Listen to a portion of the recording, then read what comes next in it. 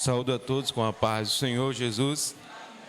Sou grato a Deus por mais uma vez estar na casa dele e poder conhecer novos irmãos em Cristo, rever um grande amigo que é o nosso pastor e amigo Fagner. Peço aos irmãos, por gentileza, que abra também no livro na carta de 2 Timóteo, capítulo 3, verso 16 apenas. Vamos citar o texto e logo em seguida vamos ouvir um pouco da palavra do Senhor. 2 Timóteo 3 e o 16. Toda escritura divinamente inspirada é proveitosa para ensinar, para redarguir, para corrigir, para instruir em justiça. Amém? Como eu havia dito, louvo a Deus pela oportunidade. Quisera eu que minha esposa e amigos que vinham comigo pudessem também poder chegar até aqui hoje, só que não puderam chegar.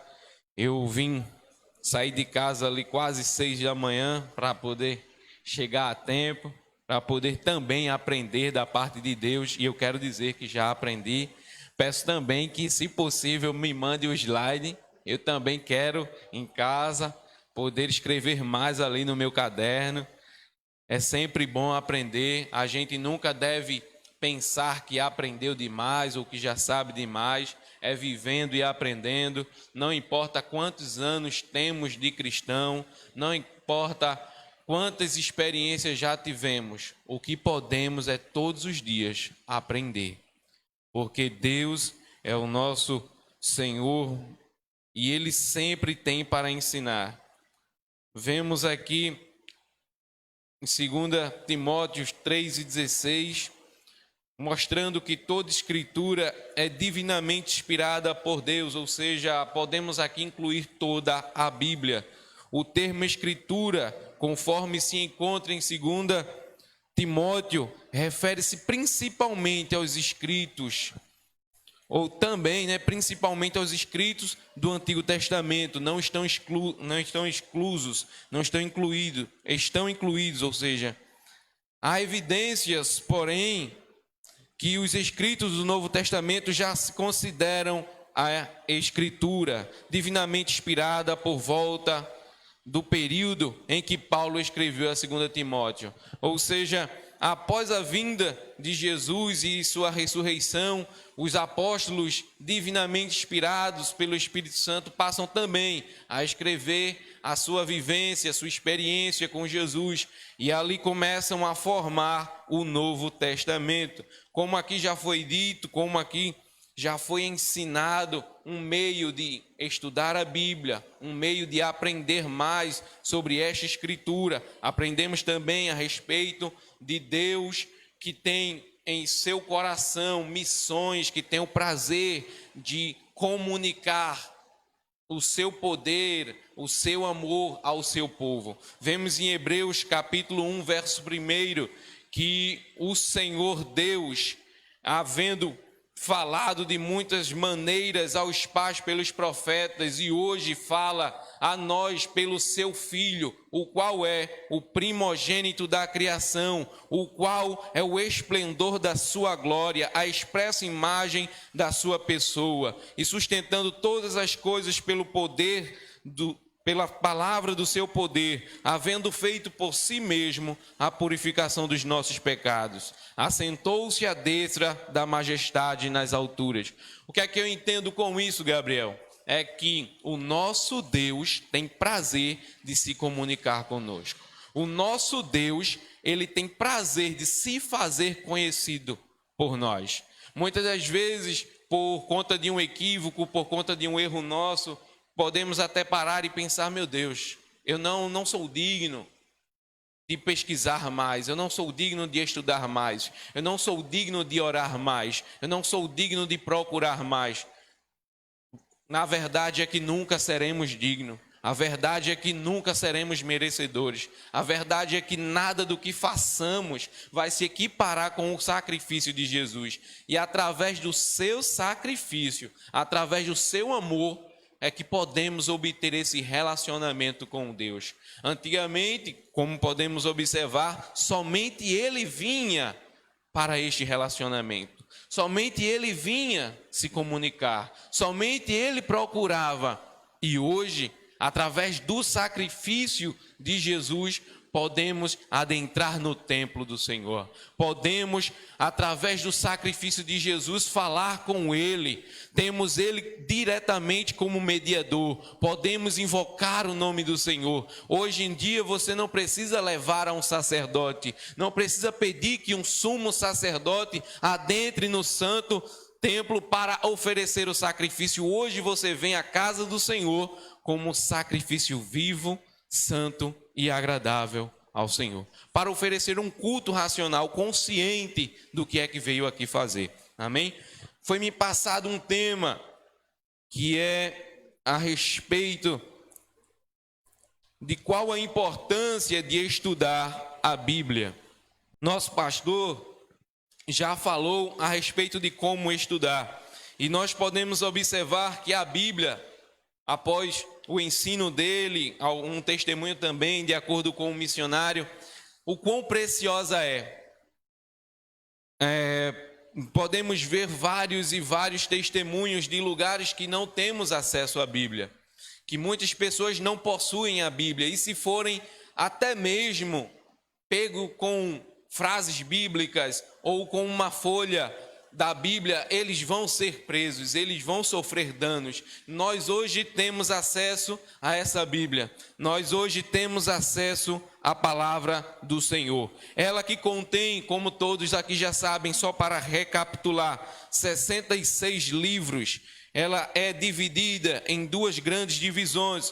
Velho Testamento, 39 livros. Novo Testamento, 26 livros. Nós podemos aqui observar que Deus nos dá a oportunidade de compreender ainda mais sobre a Bíblia. A Bíblia que tem também 9 divisões. Que divisões são essas, Gabriel?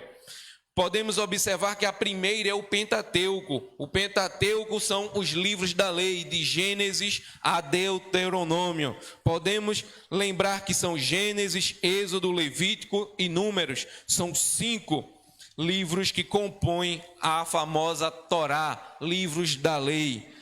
Segunda divisão, livros históricos no Antigo Testamento.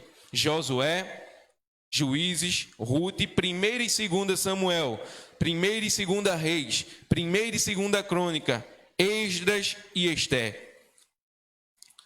Terceira divisão, livro poético, ou seja, livros poéticos, Jó, Salmo, Provérbios e Eclesiastes, e Cantares para concluir os livros poéticos. Vemos aqui na quarta divisão, profetas maiores, que são Isaías, Jeremias, Lamentações e Ezequiel. Quinta divisão, profetas menores, Oséias, Joel, Amós, Obadias, Jonas, Miqueias, Naum, Abacuque, Sofonias, Ageu, Zacarias e Malaquias. No Novo Testamento, podemos ver a sexta divisão, que é Mateus, Marcos, Lucas e João. Estes são os 4 evangelhos. Temos também um livro histórico no Novo Testamento, que é Atos dos Apóstolos, e que nós também poderíamos até chamar Evangelho do Espírito Santo, que ele atua de maneira singular, de maneira diferencial neste livro. Vemos também oitava distinção, oitava separação, que são de início as cartas paulinas, que tem como Romanos, 1ª e 2ª Coríntios, Gálatas, Efésios, Filipenses, Colossenses, 1ª e 2ª Tessalonicenses, 1ª e 2ª Timóteo, Tito e Filemão. Continuando ainda, as epístolas e cartas, Hebreus, Tiago, 1ª e 2ª Pedro, 1ª, 2ª e 3ª João e Judas. E por fim, a nona divisão, Revelações, que podemos observar que é o livro de Apocalipse, o livro que contém as revelações trazidas pelo Senhor Deus. Amém? Vamos continuar observando que me passado um tema, qual a importância de estudar a Bíblia. Ou seja, com este tema, nosso pastor me desapegou de me concentrar apenas em um texto. Eu posso usar para continuar aqui falando para vocês ou com vocês em vários capítulos, em vários versículos, em vários livros ou versículos que apoiem este tema. Vamos observar que a importância de estudar a Bíblia, ou podemos tirar também uma lição da pergunta, ou um aprendizado da pergunta. Qual a importância de estudar a Bíblia? Normalmente costumamos fazer e fazemos frequentemente aquilo que nos é importante. Por exemplo, o que lhe é importante? Todos os dias quando você acorda, qual a primeira necessidade? Sentimos imediatamente aquela fome. Sentimos e sabemos que precisamos lavar o rosto, escovar os dentes, tomar um banho e comer. Após isso, tem seus deveres em casa, quem trabalha vai para o trabalho, mas quem fica em casa, qual a preocupação? Organizar a casa e comer. Depois vai fazer mais alguma coisa? Comer. A necessidade do homem em si, em todo dia poderia ser comer. Todos os dias ele come no mínimo 3 vezes ao dia. Há pessoas que comem mais. Eu particularmente comi bastante aí no início da pandemia. Depois, com uma conversa com a esposa, disse, vamos melhorar, né? Vamos melhorar essa situação, vamos pedalar um pouquinho, vamos caminhar, conseguir, para a glória de Deus, perder 8 quilos, tirar um pouquinho do que estava prejudicando a saúde. E o que é que eu entendo com isso? O que é que eu aprendo com isso? A Bíblia é importante. A Bíblia precisa se tornar essencial para as nossas vidas.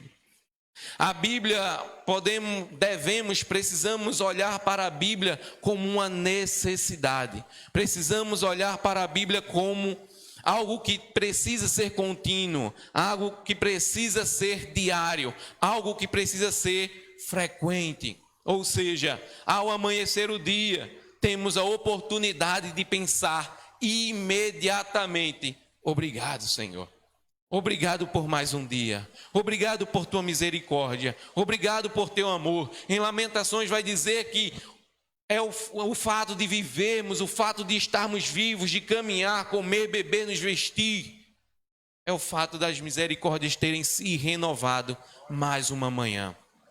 Quantos aqui estão agradecidos a Deus por essa oportunidade? Mais uma vez estamos aqui, não fomos consumidos, mais uma vez estamos vivos, mais uma vez respiramos, mais uma vez podemos ver pessoas que amamos, pessoas que queremos bem, mais uma vez temos oportunidade de adentrar no templo do Senhor e o adorar. Mais uma vez. Merecemos? Não. Não merecemos. E mais uma vez, Deus nos dá essa oportunidade.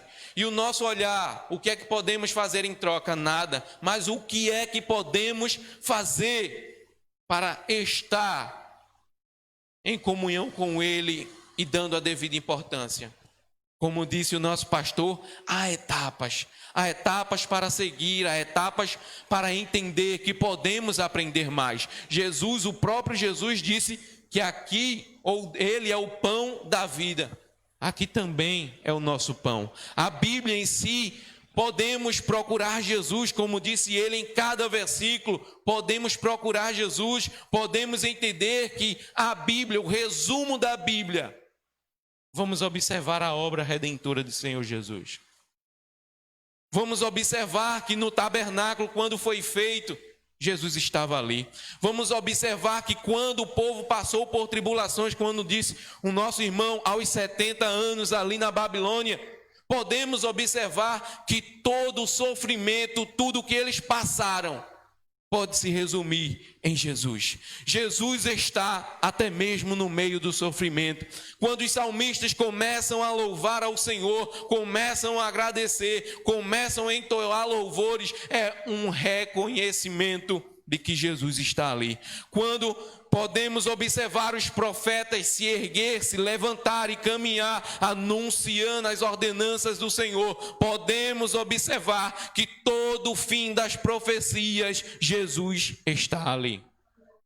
Eu quero te convidar a desfrutar do primeiro ponto. Vou trazer um pouco mais moderno, um pouco modernizado. Como assim, Gabriel? Quero te dizer que uma das importâncias da Bíblia, eu entendo que a Bíblia é um download para a minha vida. O que é isso? Download é aquilo que eu baixo para mim. É um conteúdo, vamos dizer assim, você tem um computador, você tem um celular. O que vocês fizeram com o slide que o nosso pastor mandou? Vocês baixaram, vocês fizeram um download. Vocês fizeram um download. Então, vocês adquiriram o conteúdo. Ao olhar para a Bíblia, eu preciso fazer um download diariamente. Eu preciso adquirir conhecimento. Eu preciso adquirir vitaminas, proteínas, que só tem aqui na Bíblia. Eu preciso adquirir o que está na Bíblia. E precisamos entender, por exemplo, vamos para um subtópico. Êxodo, abre tua Bíblia, por favor, em Êxodo, capítulo 3, verso 6. Êxodo 3 e 6. Vai dizer: disse mais, eu sou o Deus de teu pai, o Deus de Abraão, o Deus de Isaque e o Deus de Jacó. E Moisés encobriu seu rosto, porque temeu olhar para Deus. O que podemos entender com este texto, Gabriel, é importante, muitíssimo importante. Deus aqui está dizendo quem ele é. Moisés tinha a missão de ir ao Egito, retornar ao Egito e anunciar que Deus queria libertar o seu povo, como assim foi dito pelo nosso diácono aqui, ensinando a lição. E Deus diz: eu sou o que sou. E Moisés poderia simplesmente pensar, ou talvez ele mesmo pensou: meu Deus do céu, eu vou chegar lá e vou dizer, eu sou o que sou. Será que eles vão entender? Será que eles vão compreender? E a ideia de Deus era dizer que eu sou o autoexistente, eu sou o Deus que tem todo o poder, porque muitos deuses haviam no Egito. O povo havia ali no Egito aprendido durante 430 anos que eles tinham muitos deuses. Os egípcios adoravam gato, cachorro, papagaio e periquito. Eles adoravam muitas coisas, vamos dizer assim, tornando mais comum o vocábulo. Eles tinham vários deuses, mas o povo que estava ali, o povo de Israel, sabia que deveria seguir ao único Deus. E Deus começa a dizer: eu sou o Deus existente. Alguns poderiam dizer: que Deus é esse que eu não vejo? Que Deus é esse que ninguém pode ver? E alguém poderia dizer: este teu Deus não existe. E talvez naquele momento Moisés poderia concordar com a indagação e dizer: Deus realmente não existe.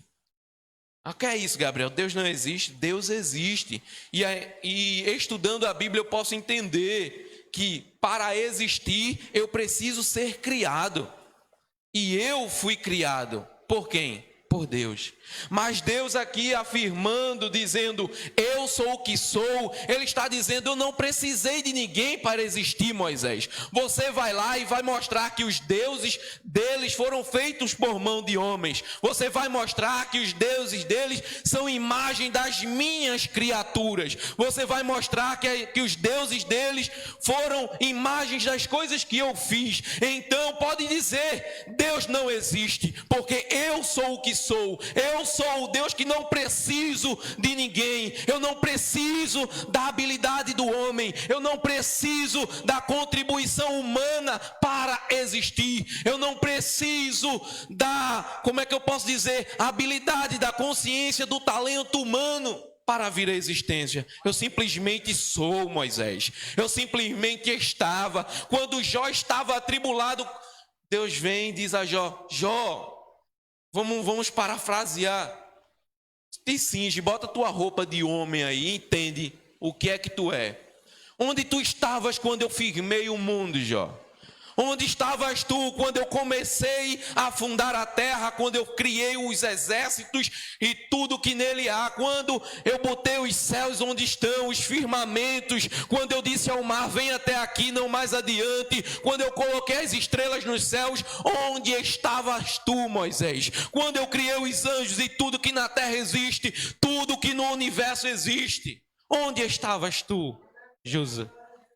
Então Jó começa a entender, e ele tem um momento que ele diz: antes eu conhecia só de ouvir, agora eu posso ver, agora eu posso compreender de maneira diferente quem é esse Deus. Jó fez um download do conhecimento.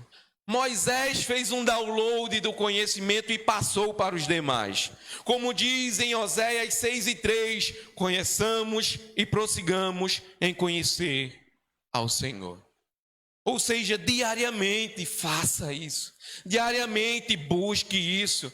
Como diz em Salmo 119, verso 105, lâmpada para os meus pés é a tua palavra e luz para o meu caminho.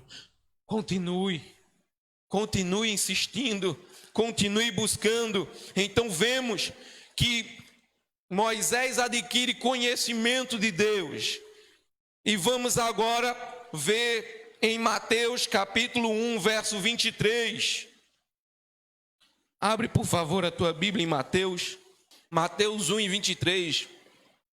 Vai dizer: eis que a virgem conceberá e dará à luz a um filho, e ele será chamado pelo nome de Emanuel, que traduzido é Deus conosco.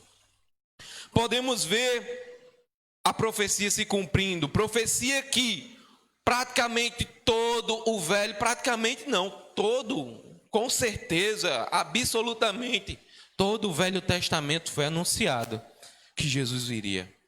Em Gênesis, quando o homem resolveu pecar, quando o homem decidiu aceitar o pecado, Deus fez uma promessa quando eles ali estavam castigados e disse, quando estava mostrando as sentenças do pecado, o que aconteceria com eles, ele disse, porém inimizade entre ti e a mulher, ele dizendo à serpente.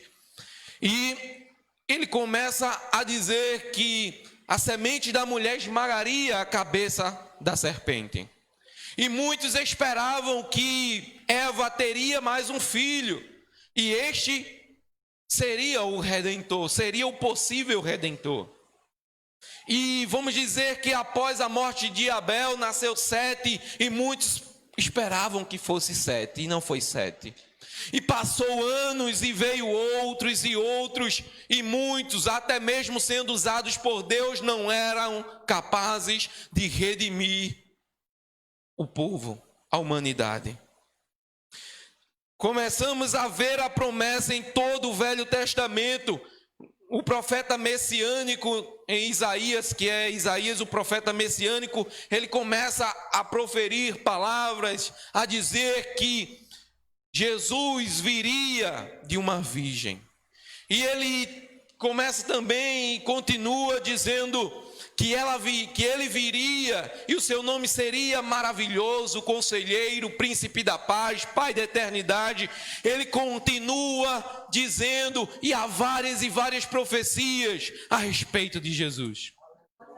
Jesus veio e cumpriu todo o seu mistério, realizando milagres, curas, maravilhas, e acima de tudo, redimindo, justificando a cada um de nós.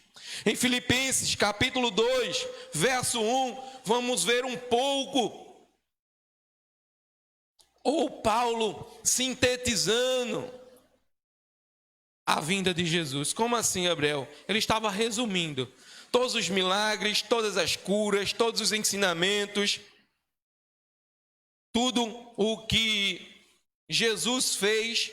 Podemos dizer que Paulo resume aqui no capítulo 2, verso 1 em diante, diz: portanto, se há algum conforto em Cristo, se há alguma consolação de amor, se há alguma comunhão no Espírito, se há alguns entranháveis afetos e compaixões, completai o meu gozo, ou completai a minha alegria, para que sintais o mesmo, tendo o mesmo amor, o mesmo ânimo, sentindo uma mesma coisa.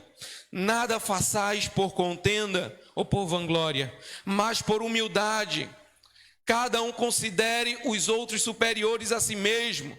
Não atente cada um para o que é propriamente seu, mas cada qual também para o que é de outros. De sorte que haja em vós o mesmo sentimento que houve também em Cristo Jesus, que sendo em forma de Deus, não teve por usurpação ser igual a Deus, mas igualou-se a si mesmo, tomando a forma de servo, fazendo-se semelhante aos homens, e achado na forma de homem, humilhou-se a si mesmo, e sendo obediente até a morte, morte de cruz, pelo que também Deus o exaltou soberanamente e lhe deu um nome que é sobre todo o nome, para que o nome de Jesus se dobre todo o joelho, todos que nos céus e na terra, todos que estão nos céus e na terra, e debaixo da terra, e toda língua confesse que Jesus Cristo é o Senhor, para a glória de Deus Pai. Podemos ver Paulo dizendo que haja em vós, que haja em nós, o mesmo sentimento que houve em Cristo Jesus. Ele era Deus, houve grande alarde, grande profecia a respeito dele. E ele veio, mas ele não tomou para si esse grande alarde. Ele não veio como os judeus esperavam, que esperavam um homem político, um homem rei, um homem que viesse e dominasse sobre os outros através da guerra, sujeitasse ali as pessoas que estavam escravizando.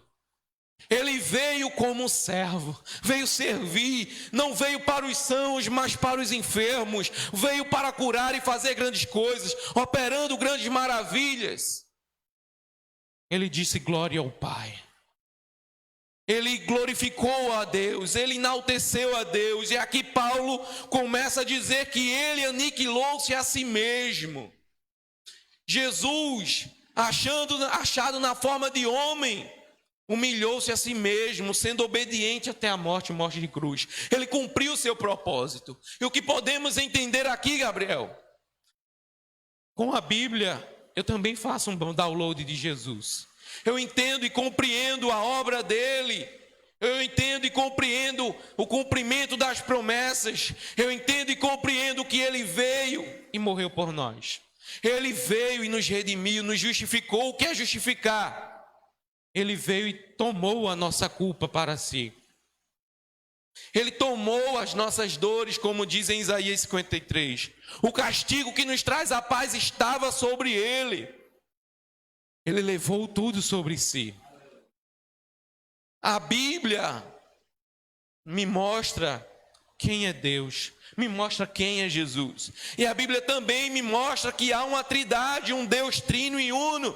Para completar esta trindade, abramos nossas Bíblias em João 14, verso 18. Verso 18 do 14 vai dizer que Jesus estava ensinando o que iria acontecer após a sua subida aos céus, após o seu retorno. João 14, 18 diz: não vos deixarei órfãos, voltarei para vós. Ele continua no verso 26 dizendo: mas aquele Consolador, o Espírito Santo, que o Pai enviará em meu nome, vos ensinará todas as coisas e vos fará lembrar de tudo quanto vos tenho dito. Ele estava deixando claro que estava cumprindo ali o seu propósito na terra e estava retornando aos céus. E agora deixaria conosco o Consolador, aquele que cantamos e enaltecemos como um amigo, o Espírito Santo. O significado, ou no texto original, Consolador é traduzido por Paracleto, que significa aquele que foi chamado para estar ao lado. Ou seja, Jesus subiu, mas não deixou ninguém órfão. Aquele que quer ir até a Jesus, assim que ele for guiado pelo Espírito Santo até a graça salvadora de Jesus, Ele vai receber aquele abraço, aquele companheirismo do Espírito Santo, aquele que foi chamado para estar ao lado e vai o acompanhar diariamente, o ensinando, mostrando a Bíblia, mostrando a importância, mostrando o significado, mostrando a necessidade de estar continuamente aprendendo, não fazendo como fazíamos outrora, de fechar a Bíblia e abrir assim e dizer, Deus vai falar comigo. Às vezes, por muita misericórdia, vamos dizer que acontece, né? Mas imagina você dizer, Deus vai falar comigo, fechar a Bíblia e abrir lá em Crônicas e começar a ver lá a descendência de Salomão, que gerou vários outros. E você, oxente, o que Deus quer dizer para mim? Que eu tenha filhos, né? Que eu tenha uma grande descendência, que eu multiplique sobre a terra. Se você está angustiado, nada melhor que o Espírito Santo. Ele é o teu consolador, Ele é o teu amigo, Ele é o teu abrigo. E aqui vemos uma trindade completa. A Bíblia nos mostra que podemos fazer um download de um Deus trino e uno, de um Deus que tem poder, de um Deus que faz infinitas coisas e maravilhas, de um Deus que tem prazer em se relacionar conosco. E eu quero te dizer que relacionamento é uma conversa diária, é uma comunicação diária entre duas partes. Ou seja, não é só você que fala, não é só ele que fala. Você não senta ao lado de alguém no ônibus e começa a conversar para criar um relacionamento. Não, você vai descer em breve. A pessoa vai continuar só ou ela vai descer e você vai continuar. Não, você entra no ônibus da graça e vai com ele conversando, e vai com ele dialogando, você vai acompanhado, você não vai só. Entenda que a vida do cristão, você não vai ficar só. Quando você faz o download, você nunca poderá se sentir só. Você tem a Bíblia diariamente, a perfeita revelação, a perfeita divina escritura, inspirada pelo Espírito Santo, escrita por mais de 40 homens, mas todos chegando a um só propósito: Jesus é o Senhor. Deus é fiel, meus irmãos. Vemos no ponto 2, a possibilidade da Bíblia nos dar um upgrade. O que é isso, Gabriel? É quando você já tem feito o download, quando você já tem adquirido o conhecimento, você agora faz um upgrade. O que é isso? Você faz uma melhora, você eleva o seu conhecimento. Você tem, como é que posso dizer, uma bicicleta, vamos dizer assim, uma bicicleta comum, coroa grande, catraca pequena. Você quer fazer um upgrade nela, você quer melhorar, você leva na oficina e diz, bota a marcha. Você bota a marcha nela, 21 marchas, né? Você bota a marcha nela, e em determinados momentos, aquilo que você sofria com uma única marcha, você bota numa marcha mais leve e sobe com mais facilidade a ladeira. Você sobe com maior facilidade, passa pelos os desníveis, vamos dizer assim, pelos obstáculos com maior facilidade. Ou seja, com o upgrade celestial, com o upgrade dos céus, com o renovo dos céus, você tem o conhecimento de quem é Deus, de quem é Jesus, de quem é o Espírito Santo, de o que é que Ele fez para a tua vida, e você compreende a importância de fazer um upgrade. O que é isso? Ele traz melhora para a minha vida diariamente. Diariamente Jesus vem, o Espírito Santo vem e diz, meu filho, vamos passar para a catraca leve? Vamos aqui te ajudar? Jesus diz, me dai o fardo, né? Vinde a mim todos vós que estáis cansados e oprimidos, e eu vos aliviarei. Então Ele vai te aliviar na caminhada, na peregrinação, você acompanhando, entendendo, compreendendo. A Bíblia vai te mostrar que há possibilidades de você passar pela dificuldade, você passar pelo momento, não sozinho, mas acompanhado, um fiel conselheiro. Você está entendendo o que Deus está te dizendo?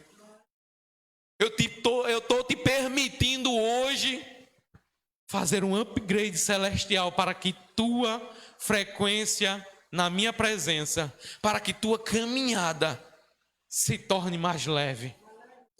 As dificuldades vão vir para todo mundo. Jesus disse, no mundo tereis aflições, mas tem de bom ânimo, eu venci o mundo. Ou seja, tenha bom ânimo, tenha bom ânimo, ele viveu e sofreu nossas dores e levou sobre si. Então, enquanto eu estiver aqui, eu vou ter dificuldade, mas há a possibilidade de na dificuldade eu sorrir, de na dificuldade eu entender Jesus está comigo. Paulo aos Filipenses 6:4, ou 4:6, aliás, ele vai mostrar que entregando tudo a Jesus, vamos desfrutar de tudo que é bom, de tudo que é perfeito, de tudo que é agradável, de boa fama. Se há algum louvor e virtude nisso pensar, e 4:8 de Filipenses. E vamos ver ele dizendo, olha, antes no 6:7, ele diz, olha, deixa tudo diante de Deus. Todas as tuas inquietações, todos os teus incômodos, deixa tudo diante de Deus. E a paz de Deus, que excede todo entendimento, guardará o teu coração. Aquela paz que ninguém compreende, que o mundo não tem. Eu lembro de uma situação em que perdemos um irmão, meu irmão caçula, em 2010. Muito obrigado, meu santo. 2010, perdemos o meu irmão caçula aos 14 anos de idade. Foi uma angústia, foi muito temeroso.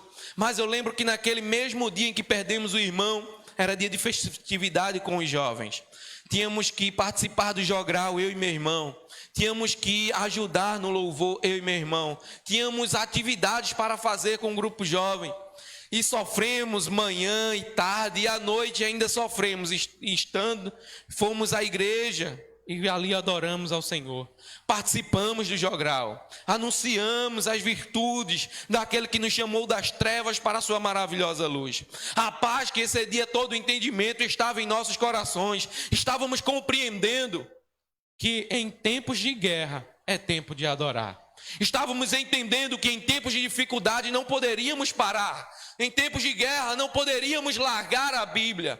Não poderíamos entender que estávamos só. Jesus estava conosco e fazendo maravilha, nos dando coragem para fazer coisas que muitos estavam dizendo, não precisa ir hoje. Fique em casa, eu vou entender. Mas a gente não queria entender, a gente queria glorificar o nome do Senhor. Assim como Jó. Deus me deu e Deus tomou, bendito seja o nome do Senhor. Com o upgrade celestial eu passo de nível.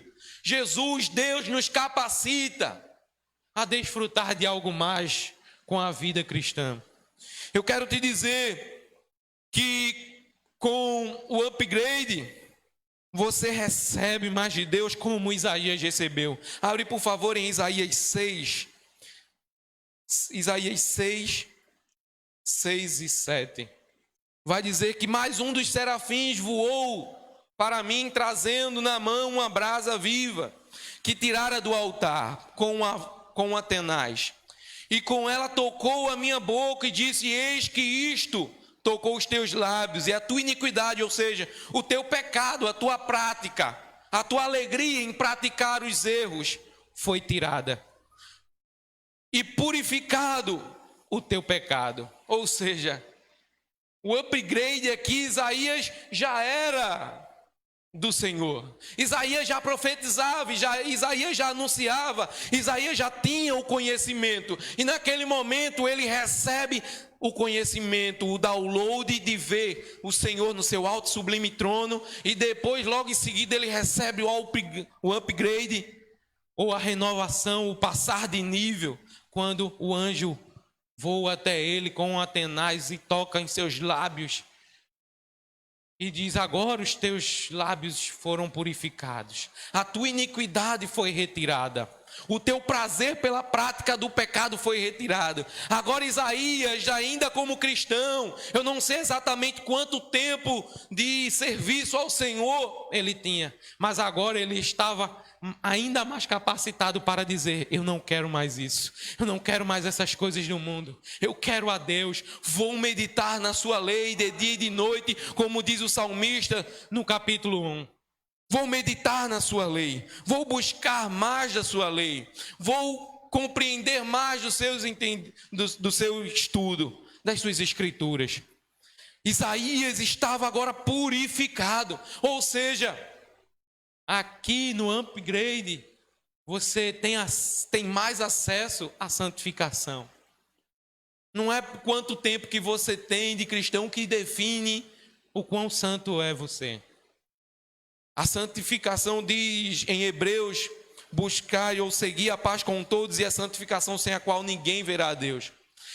Podemos observar que há um processo contínuo de santificação. A santificação é aquela compreensão de que você vai entender que eu nunca vou ser santo em essência como Deus, mas eu sempre vou buscar, eu diariamente vou buscar, através das Escrituras, meditando nela de dia e de noite, eu vou recorrer à santificação.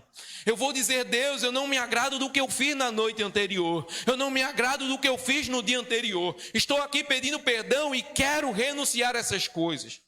A prática, a alegria, o prazer pelo pecado vai sendo retirada e você recebe um upgrade celestial com santidade da parte do Senhor. Quando eu recebo o download, que é o conhecimento, o upgrade, que é a melhora ou passar de nível, eu também chego na terceira possibilidade, que é o tochar. Que é isso, Gabriel? É o compartilhar. À medida em que você vai adquirindo conhecimento, à medida que você vai mudando, compreendendo mais, podemos entender que não há outra situação, não há outra solução que não compartilhar. Nosso irmão aqui falou sobre Jonas na lição. O que Jonas queria fazer em Nínive? Queria assistir à morte de muitos. Jonas queria ver todos morrer. Quando eu leio a Bíblia, quando eu entendo do que Deus tem para mim, quando eu compreendo o que Deus tem para a minha vida, quando eu assimilo a santidade, quando eu assimilo a santificação, quando eu compreendo o amor e relacionamento de Deus, quando eu entendo a justificação, quando eu entendo o que Ele quer para a minha vida, não há momento para egoísmo. Não há momento para parar e querer Jesus só para mim. É como uma criança que recebe aquele presente e todo mundo que chega em sua casa, ela corre para pegar o caminhãozinho cheio de boi. Ela corre para pegar a bicicleta e dizer: olha o que eu ganhei, olha o que papai me deu. Eu quero te dizer, a partir de hoje, meu irmão, não haja em você egoísmo. Pegue a Bíblia, mostre a todo mundo como uma criança feliz e diga: olha o que papai me deu. Eu sou privilegiado em mostrar o que papai me deu. Você está entendendo? Quando eu começo a assimilar, eu começo a ser cheio. Em Romanos 1:16 vai dizer que o Evangelho é o poder de Deus. O Evangelho é dunamis. É como se fosse dinamite explodindo onde quer que eu ande. Como dizia Lutero, é como aquele homem que tem obrigação de andar na cidade acendendo os postes e deixando um rastro de luz. Eu quero te dizer, onde quer que você passe, deixe um rastro de luz. Lutero estava mostrando, antigamente não havia energia, não havia a CELP que nós temos hoje. Um homem tinha obrigação de passar e acender os lampiões na estrada, nas ruas da cidade. Eu quero te dizer que a partir de hoje você sinta a necessidade, a obrigação de compartilhar, de sair acendendo lampiões, de sair deixando um rastro de luz. Aonde quer que você ande, você tem a necessidade de dizer: olha, Jesus te ama, Jesus não te quer triste, Jesus quer algo mais para a tua vida, Jesus quer te dar conhecimento, Jesus quer te dar o upgrade, Jesus quer melhorar o teu viver. Você está entendendo o que Deus está querendo te proporcionar hoje? Ele está dizendo: meu filho, passa de nível. Meu filho, tá bom, você já passou do leitinho, agora coma um alimento mais sólido e distribua algo mais sólido. Meu filho, anuncie, proclame. Isaías, quando recebeu o upgrade, quando recebeu a melhora, ele ouviu uma voz dos céus que ecoava, que dizia: a quem enviarei? A quem há de ir por nós? A Trindade estava perguntando: a quem enviaremos? Quem há de ir por nós? E imediatamente, ao sentir a melhora, ao receber a capacitação, ele disse: eis-me aqui, envia-me a mim. Jesus quer te dizer: há disponibilidade, há vaga para o serviço. Dizem pesquisas que 10 a 15% de uma igreja evangeliza. Imagine a igreja aqui cheia com 50 pessoas e no domingo à tarde, não sei se é esse o dia de evangelismo, sai 5 pessoas, sai 10 pessoas. Mas imagine se saem os 50, cheios de Deus, derramando um rastro de luz, emanando a glória do Senhor por onde quer que passe, por onde quer que ande, dizendo aleluia. Que é isso, Gabriel? É um reconhecimento, é uma sentença dizendo: há um único Deus, há um único Deus. Quando você sai na rua dizendo aleluia, quando você entra no templo dizendo aleluia, é um reconhecimento de há um único Deus, há um Deus criador nos céus e na terra, há um Deus dominador sobre todos os reis da terra. Há um Deus que tem poder para fazer grandes coisas. Quando você busca e adora ao Senhor e começa a glorificar no templo, você está glorificando, você está reconhecendo, dizendo: a natureza te louva. Ou como diz o Salmo 19, um dia faz declaração ao outro dia. As maravilhas do Senhor são anunciadas através da criação. Você glorificando ao Senhor, você está aqui dizendo: as minhas mãos te glorificam, os meus pés te glorificam, o meu corpo te enaltece. Tudo o que eu tenho é teu, a natureza ao meu redor é teu, a sabedoria do homem que produziu as cadeiras e carros é para a tua glória. Tudo é para a tua glória, Senhor. Há um reconhecimento da parte de Deus e dizer: meu filho, agora compartilha, já recebeu conhecimento, já recebeu capacitação, agora compartilha, anuncie, assim como foi o anjo na visão de Ezequiel, Salmo, no capítulo 47, medindo o cordel e dizendo: venha meu filho, mais 1000 côvados, venha meu filho, mais 1000 côvados, ou seja, vá mais adiante, vá em direção às águas purificadoras. E aonde quer que você vá, que o rio de vida te persiga, que o rio de vida te guie. Você está entendendo o que Deus te proporciona hoje? Anuncie, adquira conhecimento, adquira o outro nível, não fique no mesmo lugar. A oração é uma via de mão única que nos leva a Deus. Deus sempre responderá a tua oração através do teu conhecimento ou não, você conhecendo ou não, mas é obrigação nossa seguir aprendendo. Como assim, Gabriel? Deus vai responder a tua oração, você sabendo ou não? Deus sempre vai responder que sim, que não, ou espere um pouco mais. Ele sempre responde. Ele nunca vai te deixar sem compreensão, mas vai te dizer: não, meu filho, aí não. Ou sim, e vá adiante, ou espere um pouco mais. Amém?